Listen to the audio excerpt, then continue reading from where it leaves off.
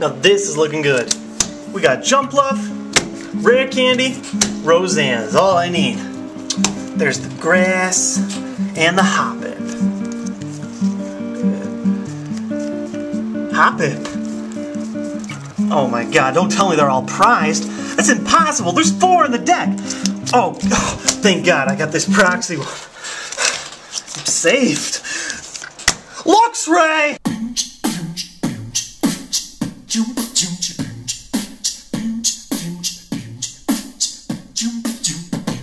You're Reggie Rocket with my nonsense and hopeless poking products. You won't stop till you're about to the top with all the Hoppips. Hit with the metagame train, the reigning top kid's at the top of his game, and you can't hit on top this. You want the best tricks? I suggest you profit. You want a mess split? I suggest you profit. Once we started rolling, you know you can't stop it. Let's go and get some lessons from Jay Wits and Profit. Yeah. So today's deck analysis is going to be about the speedy and ever popular forms of the Jumpluff deck.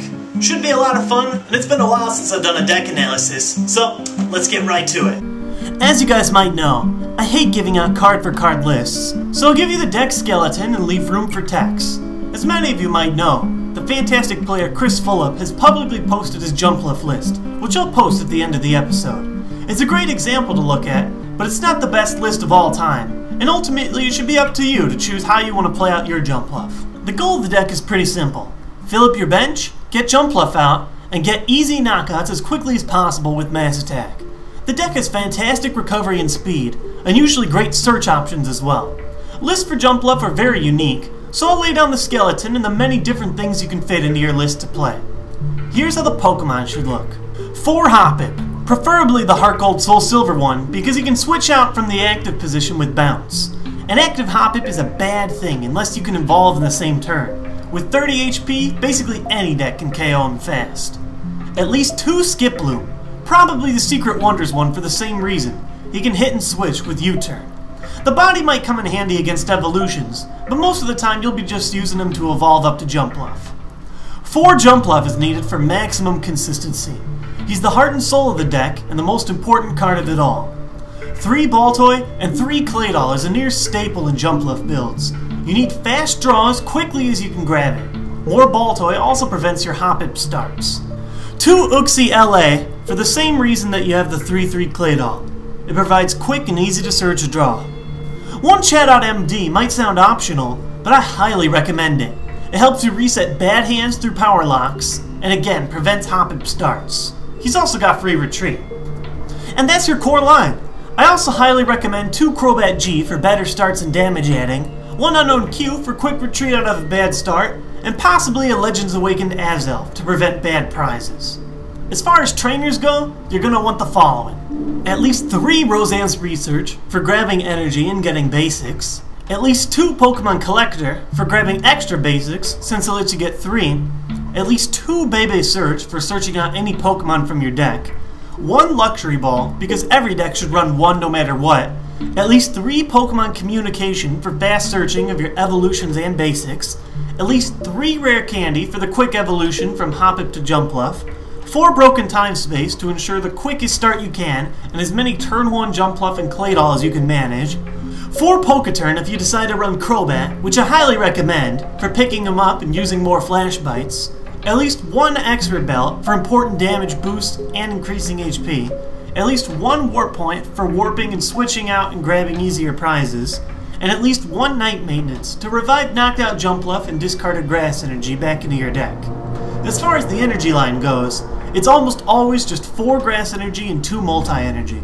You can tamper with this line if you want, but I'd never run more than 8 maximum energy if you do. So, your skeleton right now looks like this. So this brings your current total from 53 to 54 cards, and we're left with 6 to 7 tech cards to insert into the deck. This might not sound like much, but it's enough to make one list entirely different from another. So, let's look at all the techs. As far as search cards go, your best bet would be increasing your trainer lines, particularly Bebe Search and Pokemon Communication.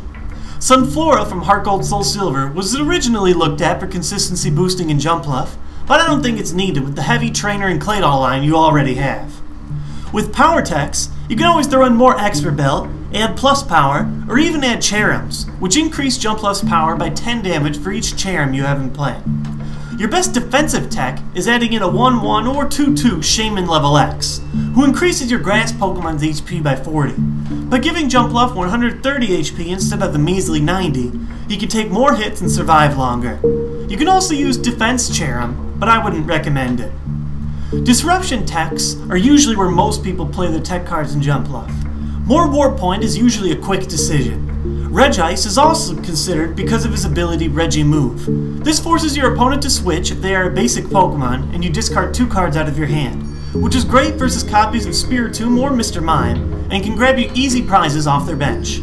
The only problem is that he's a terrible starter if you have the misfortune of getting him first, because he's got 3 retreat.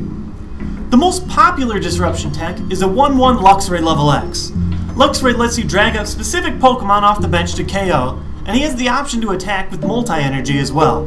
You can keep Poketurning him to reuse the effect each turn, and I highly recommend it. He's a good starter too.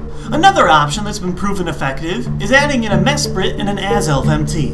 This is a good counter against all basic decks like Luxchomp. The Mesprit is nice because you lock them from powers for 1 turn, and the Azelf MT forces your opponent's basic Pokemon to need an extra energy for each of their attacks if you have Mesprit and Uxie in play. This option can be hard to use because it uses up so much of your valuable bench space, but John Kettler won a regional with it, so it's worth testing. There are plenty of other options to look at, but those are the best in my opinion. So, how does Jumpluff fare against the popular field? First off, it always has the ability to win on the first turn with Donking, which is always a good option. It also has a very even matchup with Luxchomp, which is very good considering that it's still the winningest deck. Its matchup versus Gengar is average also, providing you get a quick setup and use Disruption to move their Spiritombs or Mr. Mimes out of the way. Versus very high HP decks like Gyarados, it struggles the most, but you can still win by picking off prizes each turn from the bench. Its greatest weakness is Power Lock, Trainer Lock, and Mr. Mime Lock, but most can be solved by using Disruption techs to switch them out. The other problem is getting donked yourself because of the 30 HP Hoppip. Doing all you can to add several other basics to your deck is the best way to overcome this. So, that's all I've got to say about Jumpluff. It's a fast deck that continues to win more and more, and it will definitely see Battle Roads, Nationals, and even Worlds play. Here's Fullup's list like I promised.